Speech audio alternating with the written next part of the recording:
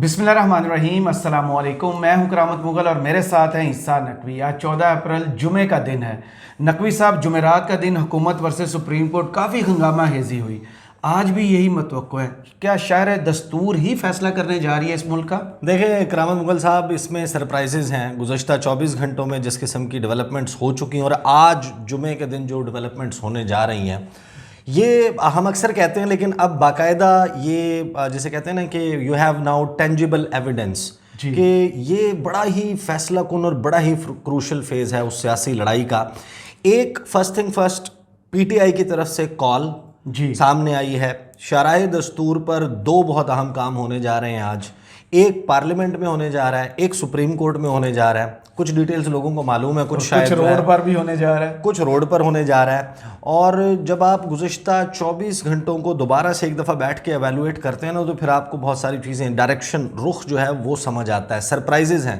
Supreme court نے حکومت کو جوابی سرپرائز، اور پہلے جو ہے وہ حکومت نے، پی ڈی ایم نے ایک بڑا سرپرائز دیا۔ سب سے پہلے بات کر لیتے ہیں ہونے کیا جا رہا ہے۔ بہت سارے لوگ جس وقت یہ ویڈیو دیکھ رہے ہوں گے اس وقت یہ ہو رہا ہوگا کام، صحیح، اور ہم بھی سحری کے فوراً بعد 2-4 گھنٹے جو ہے وہ سونے کے بعد انشاءاللہ وہاں پر پہنچ گئے ہوں گے، اور آپ کے ساتھ کوشش یہی ہوگی کہ وہاں سے لائیو جو ہے وہ بات کی جائے۔ پی ٹی آئی کا ابھی ایک میسج آیا ہے۔ اچھا، پی ٹی آئی نے اوپنلی اس کی کال نہیں دی، لیکن میڈیا کو جب یہ جاری کیا گیا، اس کا مطلب یہ ہے کہ پی ٹی آئی نے اپنے لوگوں کو اس کے حوالے سے اپنے وکلاء کو کہہ دیا ہے۔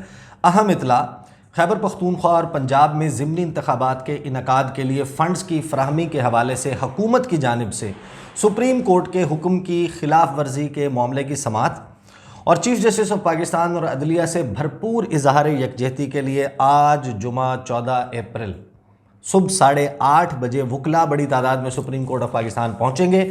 شرائع دستور پر عدلیہ یکجہتی مارچ کریں گے۔ آپ سے مارچ کی براہ راست کوریج کی خصوصی درخواست ہے۔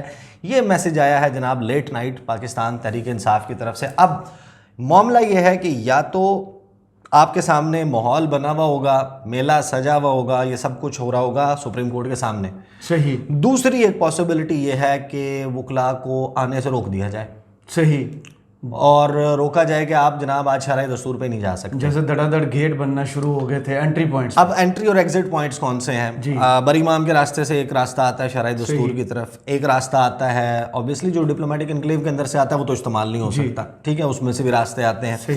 ایک آتا ہے سرینا کی سائڈ سے، ایک وہاں پر پولیس بیریئر پکٹ اور پھر اب گیٹ وہاں پر تقریباً بن چکا ہے، وہ جگہ ہے۔ ایک اس کے بعد ہے نادرا کا گیٹ۔ اب نادرا ہیڈ کوارٹر جہاں پر ہے، جہاں آگے ریڈیو پاکستان کی بلڈنگ ہے، وہاں پر جی وہاں پر ساتھ ہی نیب کی بلڈنگ بھی ہے، وہ راستہ جو ہے بند ہے۔ وہاں پر گیٹ کنسٹرکٹ ہونے کے بعد اس کو کھولا نہیں گیا۔ پھر ایک راستہ ہے جو درمیان سے نکلتا ہے الیکشن کمیشن آف پاکستان کی جانب سے، وہاں پر درمیان میں آپ نے دیکھا ہوگا کہ سڑک کو جو ہے اس کو کھود کے درمیان میں اس کے ایک چھوٹا سا جو ہے وہ گیپ کریٹ کیا گیا ہے، قسم کریٹ کیا گیا ہے، تو وہاں سے نہ گاڑی جا سکتی ہے اور لوگ بھی، کیونکہ بیریئر لگے ہوئے ہیں دونوں سائڈ، عام لوگ وہاں سے کم ہی جاتے ہیں۔ پھر الیکشن کمیشن آف پاکستان کا جو دروازہ کھلتا ہے ٹورڈز کانسٹیٹیوشن ایونیو، وہ بھی بند ہے۔ اس کے بعد آپ کا راستہ آ جاتا ہے جو ڈی چوک والا راستہ ہے جو بلو ایریا کے اپ فرنٹ ہے، وہ راستہ بھی بڑے عرصے سے بند ہے۔ ایک راستہ جو کھلا ہوا ہے وہ ہے میریٹ کے ساتھ ایوب چوک سے۔ ایک راستہ جو کھلا ہوا ہے جہاں سے آمد و رفت ہوتی ہے وہ ہے مارگلا روڈ سے۔ اب یہاں پر یا تو روک لیا جائے گا، یہاں پر کچھ دیکھنے میں ملے گا، یا پھر ہوگا سپریم کورٹ کے سامنے۔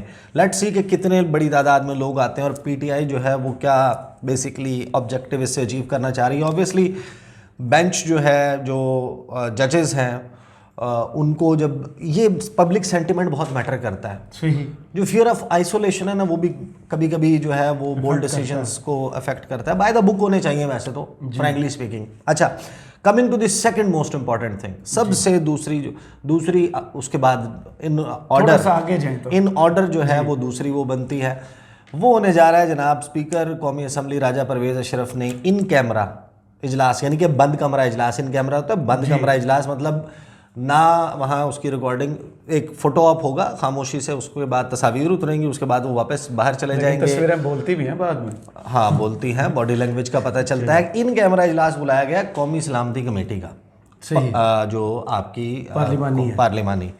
اب اس میں کتنی ریپرزنٹیشن ہے پی ٹی آئی کی، کتنی نہیں ہے، یہ تو اب آپ کو پتہ چلے گا نا۔ ہونے یہ جا رہا ہے کہ پاکستان کی عسکری قیادت وہاں پر ہوگی، army chief general Asim Munir موجود ہوں گے, DGISI لیفٹیننٹ جنرل ندیم انجم موجود ہوں گے, اور اس کے حوالے سے جو جسے کہتے ہیں, ویسے میں اس کو یہ سمجھتا ہوں کہ یہ ٹیبل سٹوری ہوتی ہے, ٹیبل ٹکر ہوتا ہے, یہ انڈرسٹوڈ ہے کہ انہوں نے کیا بات کرنی ہے. اس کو کہتے ہیں آپ اندرونی اور بیرونی چیلنجز. جی, ملک کی سلامتی کے بارے میں اس وقت قومی سلامتی کو اندرونی چیلنجز کیا ہے, بیرونی چیلنجز کیا ہے. اندرونی چیلنج ہے سیاسی خلفشار, سیاسی عدم استحکام, جس کا راستہ نظر نہیں آ رہا. وہاں پر بیٹھ کے ایک بریفنگ ہوگی, بات ہوگی. اب اس کے آپٹکس جو بتاتے ہیں وہ تو آپ کے سامنے ہے کہ کیا ہونے جا رہا ہے.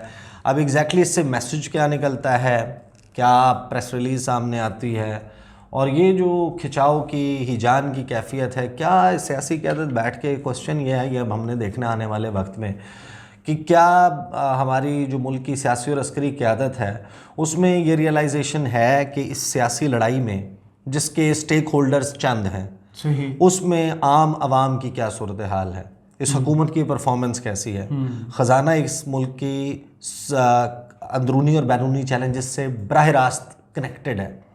خزانے کی صورتحال, اسحاق ڈار صاحب, یہ سارے جو معاشی مہندس ہیں, انجینئرز ہیں, انہوں نے کہاں پر پہنچائی ہے, کیا اس کے اوپر بات ہوگی, اس سے کیا ڈیسیجن سامنے آتا ہے.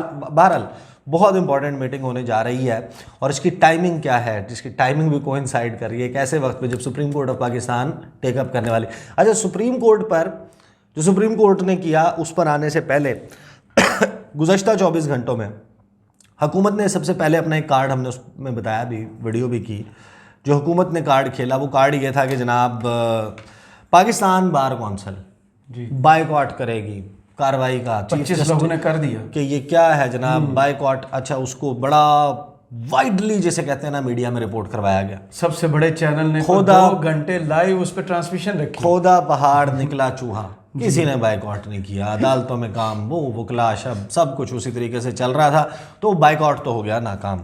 لیکن امپورٹنٹ ہیئرنگ تھی 8 رکنی بینچ جو supreme court practice and procedure act ہے اس کے حوالے سے, اس بل کے حوالے سے جو معاملہ ٹیک اپ کیا کہ یہ کیا آئین سے متصادم ہے, عدلیہ کی آزادی کے اوپر زد لگانے کی کوشش کی جا رہی ہے, اختیارات کم کرنے کی بات کی جا رہی ہے, یا یہ صرف اس معاملے پر ہی ایک کوشچن موجود ہے کہ ایک آئین ہے, آئین میں اور آئین کے دیے ہوئے اختیارات میں کسی قانون کے ذریعے تبدیلی کی جا سکتی ہے یا نہیں. ایک امپورٹنٹ کوشچن آف لا ہے.